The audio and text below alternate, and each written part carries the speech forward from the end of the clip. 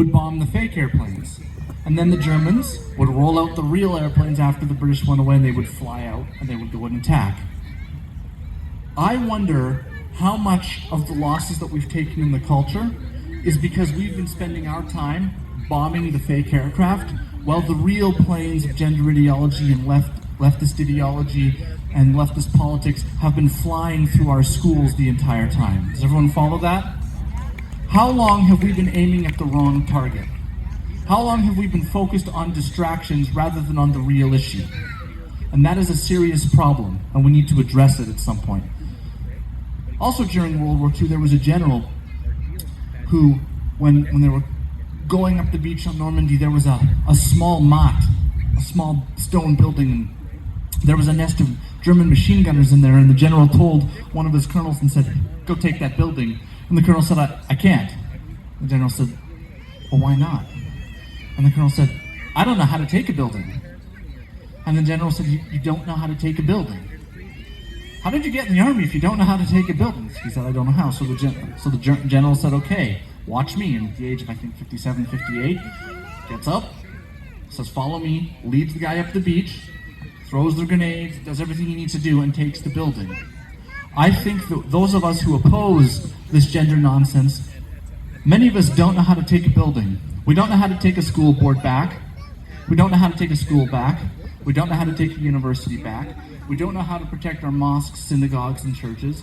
We don't know how to protect our institutions from the people who want to take our institutions over and turn them out away from schools. They want to take our schools, our churches, our mosques, and all our other institutions and turn them from our social institutions for, say, art and religion and education, and turn them all into factories for reproducing woke ideology. That is what they're trying to do. And we have not figured out how to stop this. Vote them out is one thing, but you can't vote people out of a university, so you're going to have to develop new tactics. You're going to have to develop new tactics in your church. You're going to have to develop new tactics for every social institution. We're going to have to talk about that.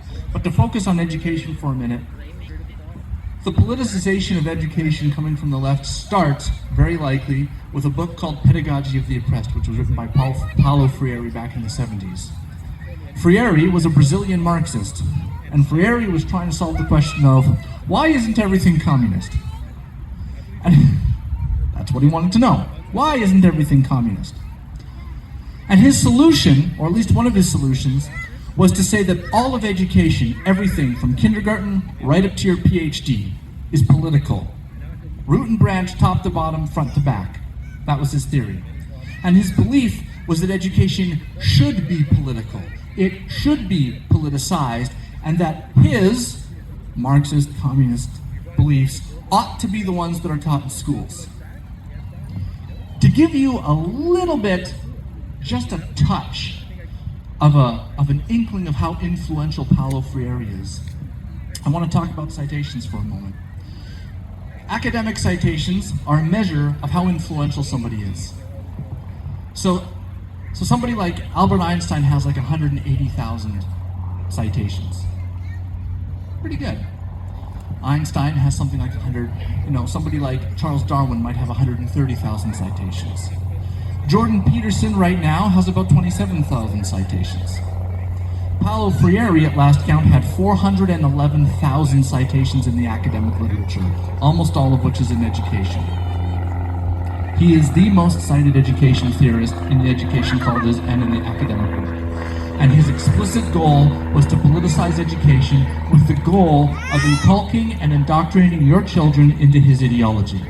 His work was later picked up by Henry Giroux, who mixed it in with certain themes from postmodernism, and has been further picked up by people like Mackintosh. Peter McLaren is another big name.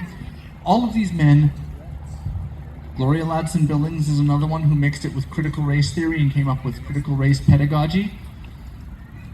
All of these methods and tools were created with the goal of using the K-12 education system as a factory for indoctrinating your children into a very specific political ideology. That is their goal.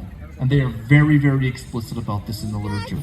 Time and time and time again. They go on like this for pages. And it's not just one or two people. All of the leading theorists of education are hopped in on this. Henry Giroux is another guy who has something like 130,000 citations, has stated that his explicit goal is to make pedagogy more political. He states that very, very clearly.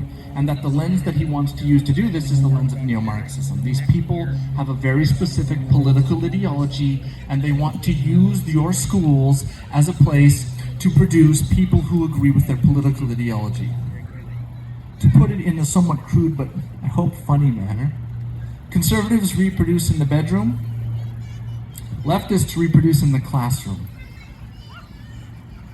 They teach their ideology to your kids. And this is why they want to make sure that you can't say no. Because when you say, that's enough, stop, no more. You can't do this. They want to be able to say, you can't, no, we're going to take your kid away. When you say, Jimmy, your teacher's political ideas are silly, stop listening to that. They want to be say, you can't teach your kid that. Your kids must learn the official doctrine, handed down to us from the university professors, all of whom are attempting to engage in their politics. Okay? They are very, very, very explicit about this. This is not something that you can afford to turn away from or walk away from. These people are not going to stop. They're not going to quit.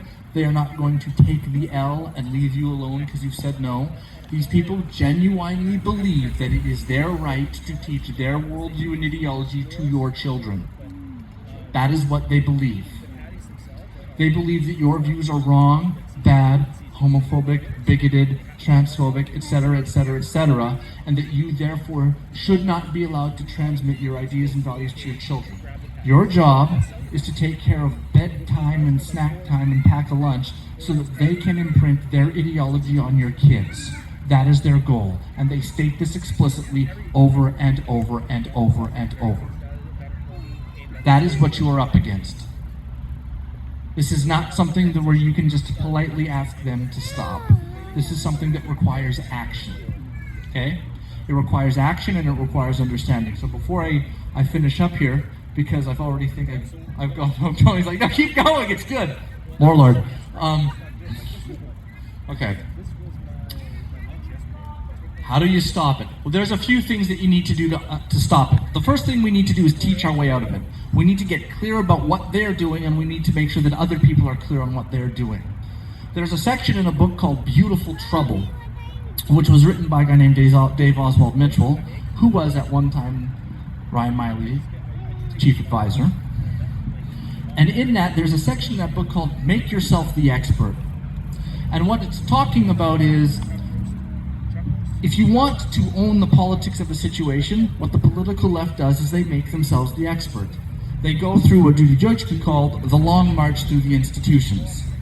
They go in, they decide they're going to get their teaching degree, they're going to get their master's, they're going to get their PhD, and then once they get into a position of power, either as the professor who trains teacher, or as the principal, or as the superintendent, they then use that position to bring in their ideology. That's the first thing. And you guys need to know about that, and you need to make other people aware of that fact. Okay? That's the first thing that you need to be able to stop, is stop the institutional takeovers.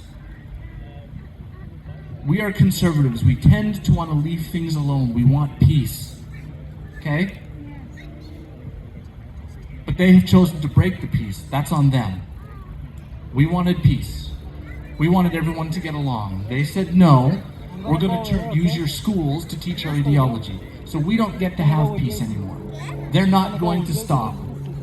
So we don't have the option of just walking away from this now. Okay? We are in for a decade at least of institutional failure and ever-present vigilance, because they're not going to let go. So that's the first thing that we need to recognize. The second thing we need to recognize is the way that the media frames this is that we are the problem. And the way that it works is kind of like this. The left goes and starts teaching some vulgar absurdity, like an 8-year-old can select his gender, and then when you notice, hey, these people are teaching our kids that at 8 years old they can change their gender, the media is going to blame you for causing a fight by noticing. You're the problem, because you noticed. The left was just marching along, and you noticed and said no. And if you hadn't have said no, there wouldn't have been a fight, so you're the cause of the fight. That's how they're going to argue the case. Okay? You need to be aware of that. You need to be aware that there's an entire infrastructure of elite opinion that exists in...